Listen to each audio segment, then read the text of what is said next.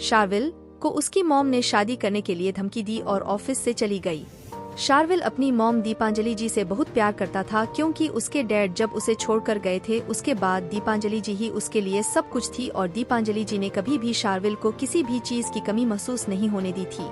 यहाँ तक कि जब शार्विल ने सात्विका के बारे में दीपांजलि जी को बताया था तब भी दीपांजलि जी उन दोनों की शादी के लिए तुरंत मान गई थी, लेकिन जो कुछ भी हुआ उसके बाद शार्विल तो पूरी तरह बदल गया था। वही मुकुंद वहाँ खड़ा होकर शार्विल को एकटक देख रहा। एक रात के अंदर लड़की लाना नामुमकिन था और उससे भी बुरा था शार्विल के लिए किसी लड़की को ढूंढना। शार्विल ने मुकुंद की तरफ देखते हुए कहा, मुझे कल सुबह तक एक लड़की चाहिए जो मुझसे शादी करने के लिए तुरंत राजी हो जाए। मैं कल ही शादी करना चाहता हूँ।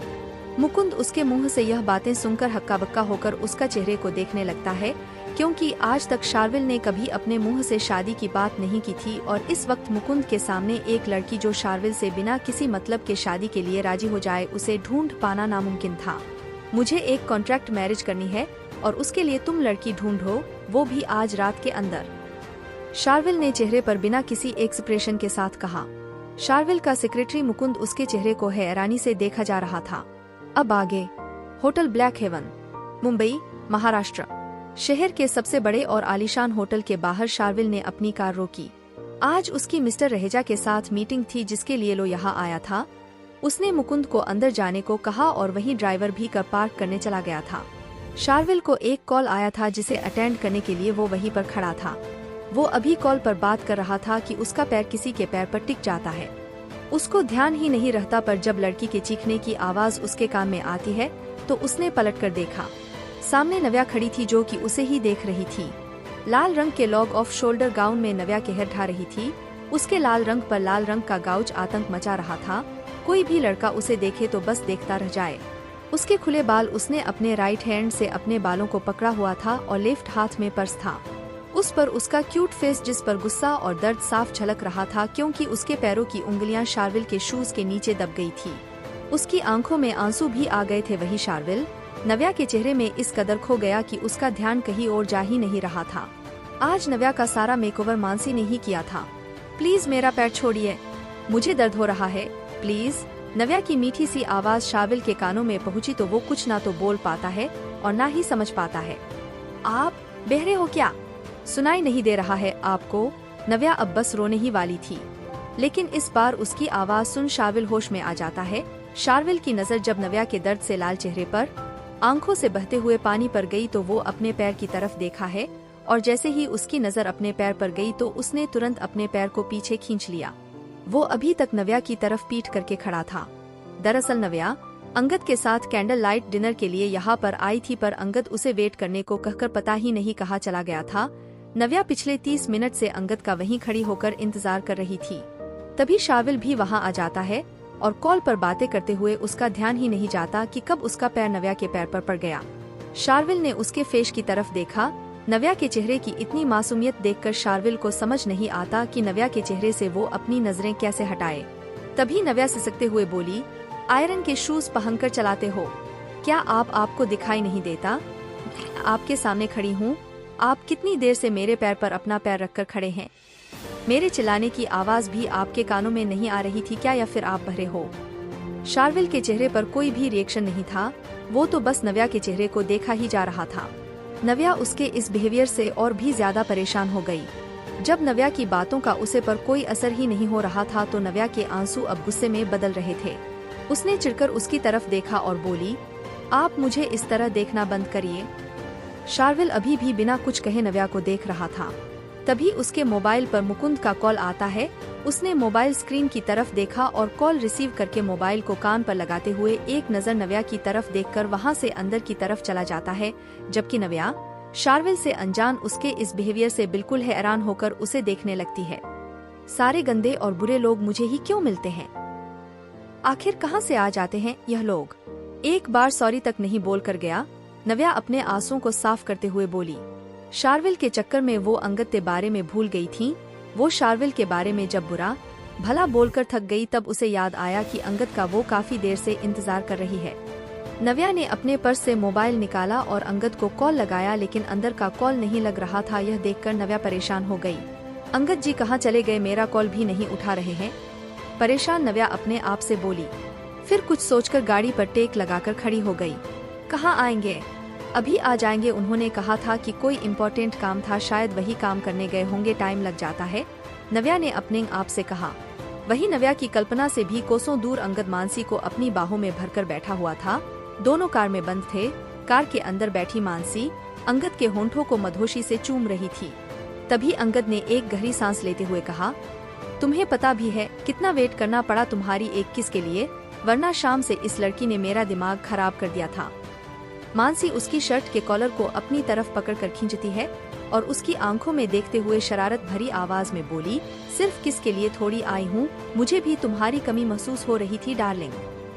कहते हुए मानसी ने उसको मधोशी से चुना शुरू कर दिया और एक एक करके उसकी शर्ट के बटन खोलने लगी। कुछ ही देर में दोनों एक दूसरे के अंदर बिल्कुल समा गए थे।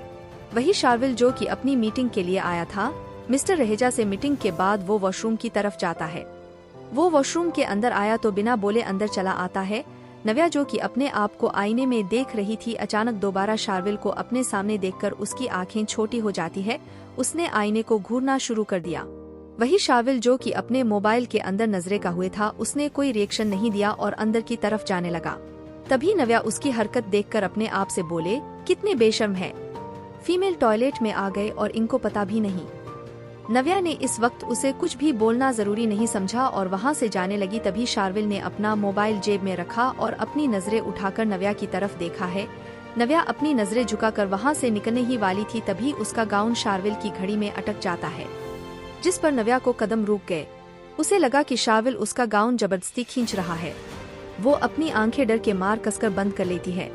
ये मेरे पीछे क्यों पड़े हैं, क्यों मेरे गाउन को, नव्या अपने आप से बोली।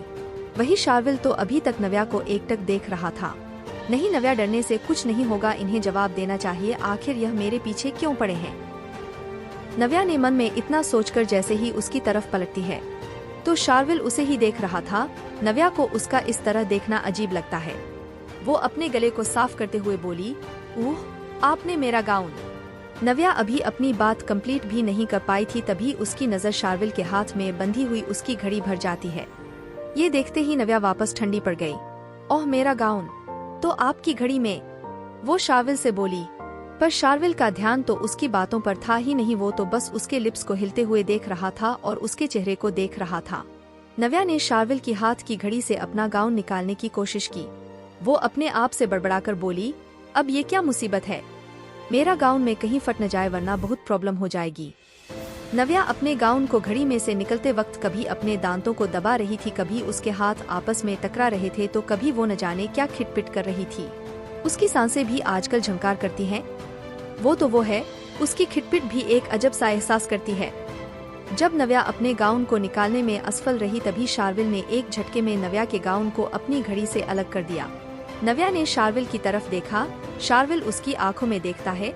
नव्या को उसकी आंखें बेचैन कर रही थी। ऐसा लग रहा था जैसे शार्विल की आंखें नव्या के अंग अंग को स्कैन कर रही है।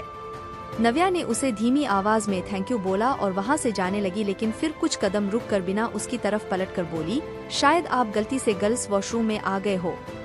नव्या ने इतना कहा और बिना रुके वहां से तेज कदमों से निकल गई। जबकि शार्विल ने जब नव्या की बात सुनी तो उसने अपनी नजरें यहाँ वहाँ घूम कर देखा। वो सच में चौंक गया जब उसने अपने आप को फीमेल वॉशरूम में देखा।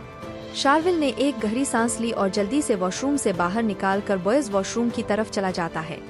वहीं दूसरी तरफ नव्या वापस बाहर आती है और शार्विल के बारे में सोचकर वो अपने सिर पर मरते हुए बोली, कितनी बेवकूफ है तू, बिना वजह अभी हंगामा खड़ा हो जाता, वैसे तो वो लड़का भी कम नहीं है।